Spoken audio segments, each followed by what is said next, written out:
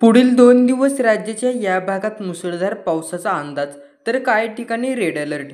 नेतृत्व मान्सूनची धडक पुणे, धाराशिव, लातूर, नांदेडपर्यंत पोहोचली असून 1-2 दिवसात मुंबई आणि उर्वरित महाराष्ट्र तो व्यापणार आहे, अशी माहिती हवामान विभागाने देण्यात आली आहे.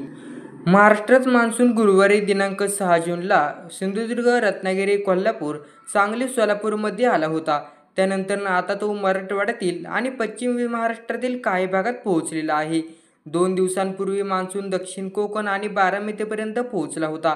त्यानंतर शनिवारी दिनांक 8 तारखेला मान्सूनने विश्रांती घेत आपला मुक्काम तेथेच ठोकला. 10 व 11 जून रोजी मराठवाडा, विदर्भ, कोकणात काही भागात जोरदार पावसाचा इशारा आहे.